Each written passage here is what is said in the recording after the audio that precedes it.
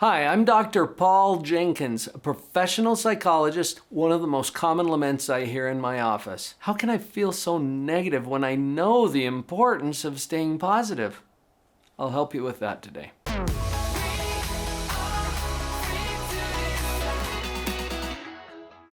I'll give you the psychology around why this happens, but stick around because at the end I've got two powerful brain hacks for you that will change the game. Your brain is designed to take care of you. It's doing its job, and it does that in two specific ways. It wants to keep you safe, and it wants to prove you right.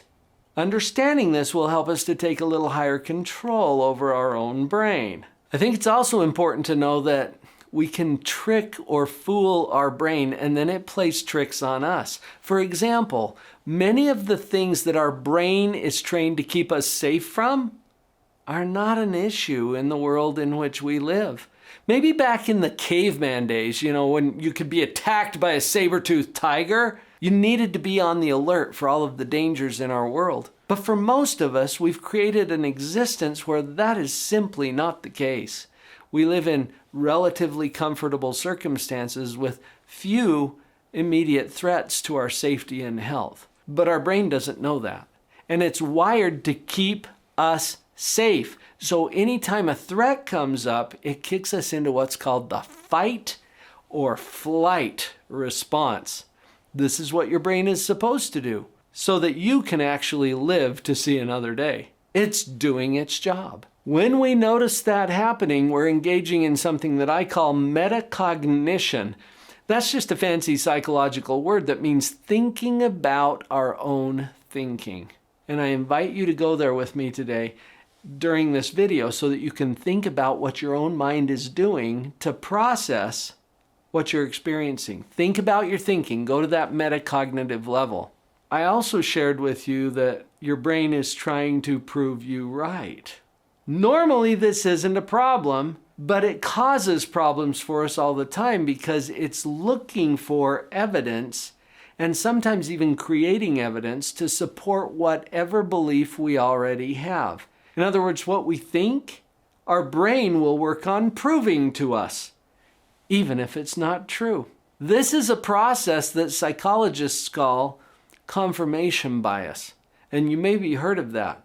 This will get in our way as well. Here's an example. If our brain thinks that we're in danger, it will find evidence to support that and kick us into the fight or flight response. If our brain thinks that we're lacking food or sleep, it will get right to work on addressing that as the primary problem and find all kinds of evidence that that is in fact the case. One of my coaches pointed out to me that not getting enough sleep is not a big deal. I didn't expect her to say that. I thought she was going to say, hey, sleep is one of the most important things you can do for your mental health. We know this from all of the psychological research that's been done. But that's not what she said.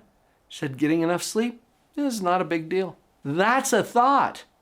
But notice how your brain is just working to support whatever it is that you already understand or believe. This is a powerful dynamic that's going on all the time in our own mind. If our brain is used to thinking a certain thing, it will look for and find and sometimes even create or fabricate evidence to support what we already think. I had a couple I was working with years ago where she was convinced, she knew that he was cheating on her. He was having an affair. Well, he knew for sure that he wasn't. But everything that she saw contributed evidence to her that she was right about this. There was even one time when he bought her flowers on his way home from work. And as he presented these flowers to her, she got this cockeyed look on her face and she's like, why are you giving me flowers?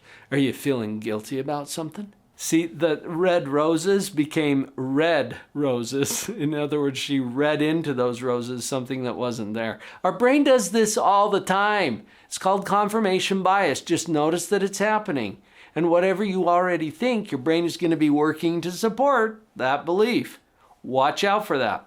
As we see that these processes are happening in our mind, it gives us a little higher level of control over it. Remember, the question is, when I'm feeling so negative all the time, why do I do that?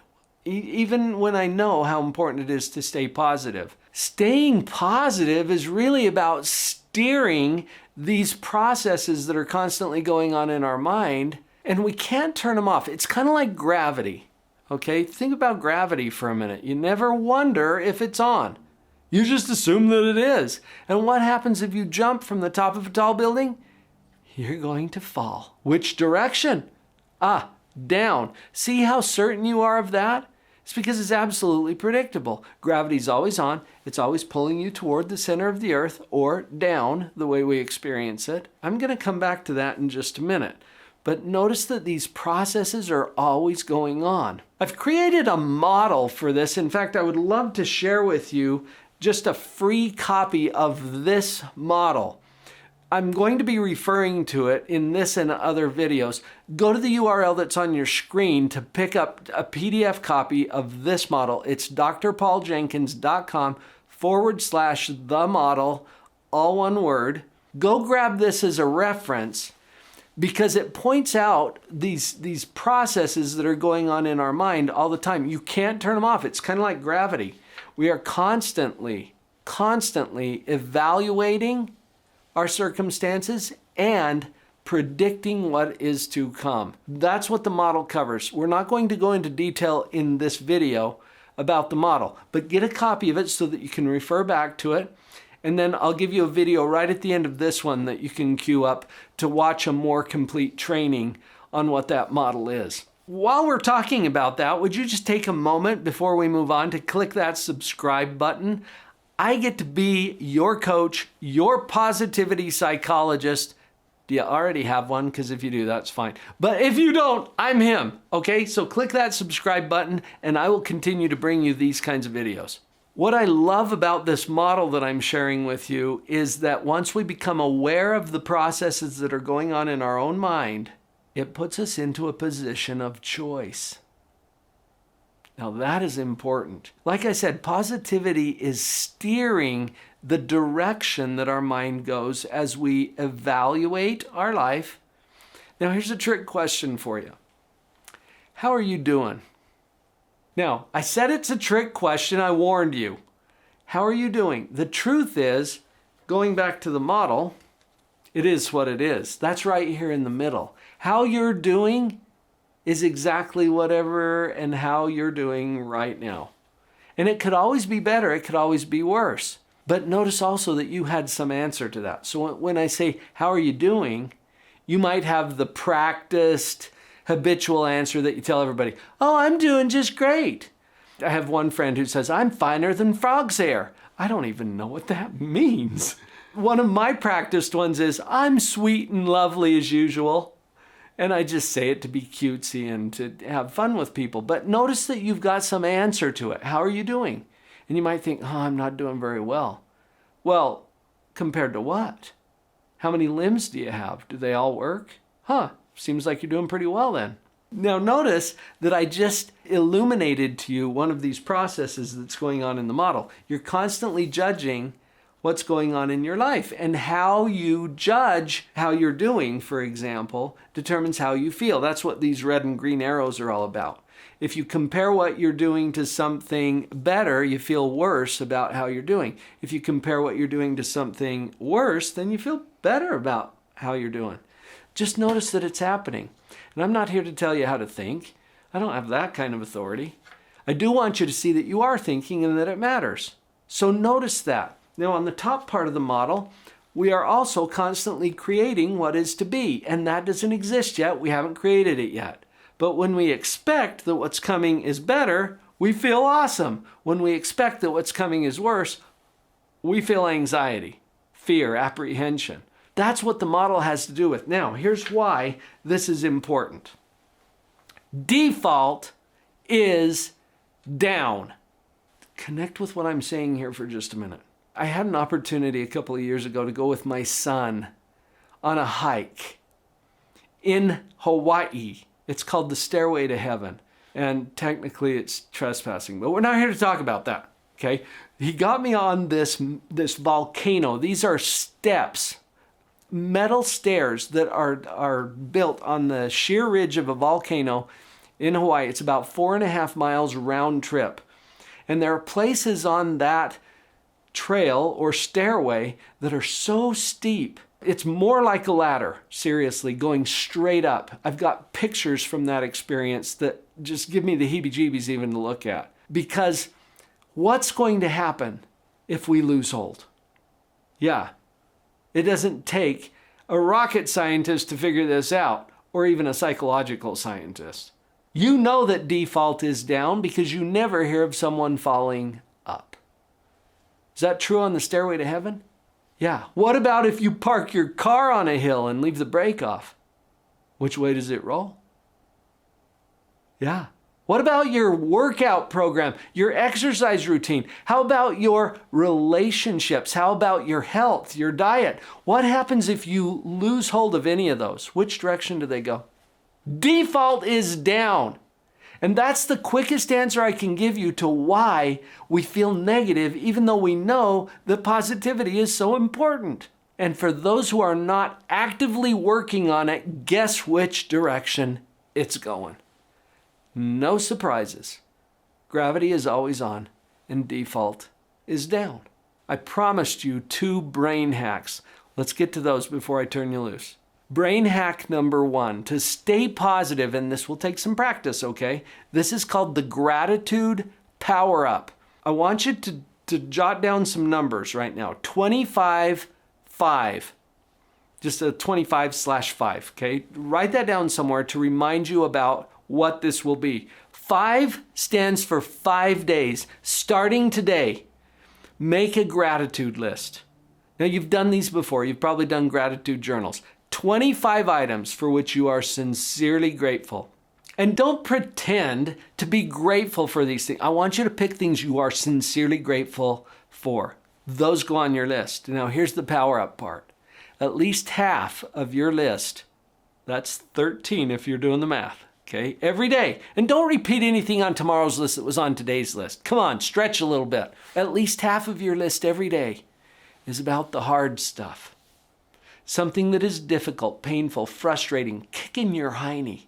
And I'm not saying you have to be grateful for the hard thing. I'm saying look at that hard thing and look inside of it. Peel it open a little bit. Rummage around in there and see what you can find that you are grateful for from that difficult thing. One of my clients in my office the other day was saying, well, what about this depression? What could I be grateful for from this depression? Good question. Make sure it's a question, not a statement disguised as a question. Do you notice the difference? What could I be grateful for from this? Hear the exclamation point? It's not a question. Watch your punctuation. Turn it back into a question. What could I be grateful for from this? And you know what they came up with? They said, well, I get to learn these principles that you've been sharing with me, Dr. Paul. This is awesome. Wow, are you really grateful for that? Yeah. Do you see what I mean? Now, that doesn't mean that this client was grateful for the depression, but this client was truly grateful for the opportunity to learn the principles that I'm sharing with you right here, right now. So half of your list is about the hard stuff. Are we clear? You do that every day for 5 days. 5 days, 25 items a day. Half of your list is about the hard stuff. This is not only a brain hack, this is potentially life-saving. I could tell you the names of people whose lives were saved because they did this exercise. Take it on. It's going to change some things. Here's the second brain hack. I call it better by 8. Think about it. How sure are you that 8 o'clock is coming? Just look at your watch right now. Do you see what time it is? How sure are you that 8 o'clock is coming? Pretty darn sure, right? And there's 2 every day for those of you who don't get up early. Just notice that. 8 o'clock is coming, for sure, right? Okay, next question. How sure are you that you will be around for 8 o'clock? Pretty darn sure, right? Almost as sure as you are that 8 o'clock is coming. You've made it to every 8 o'clock so far your whole life. Why would that change? You're going to be around for 8 o'clock. Now here's the last question. Which direction are we going? Okay? Notice this. Things cannot be exactly the same at 8 o'clock. Now, I used to think maybe that was a possibility, but at the very least, you're going to be a few hours older. And things change, okay? So by your own evaluation, which you can't turn off, things have to be either better or worse. At 8 o'clock, by your own judgment, you can't turn it off. We already know you could make things worse. Let's not go there, okay? Better by 8 is the same practice, or the same 5 days. Let's do this.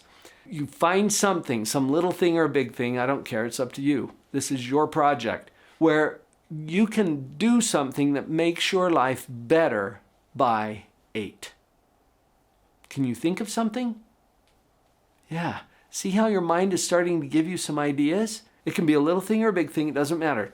Do something to make your life better by 8. I'm not talking next week, next month, or next year. 8 o'clock. You got it? You do this for the same 5 days, you get to have 10 upgrades to your life. How does that feel? Isn't that awesome? That's why I call these brain hacks. Hey, we can steer the direction of our thinking. We don't always get to choose what happens to us. We do get to choose how we do these two things, evaluation and creation. Make sure you get the model. You've got this. Let's keep this energy going, okay? Cue up that next video, how you can reprogram your mind to stay strong and positive, and I will explain that model that I shared with you in more detail. If you haven't got the model yet, drpauljenkins.com/the model. Go get it.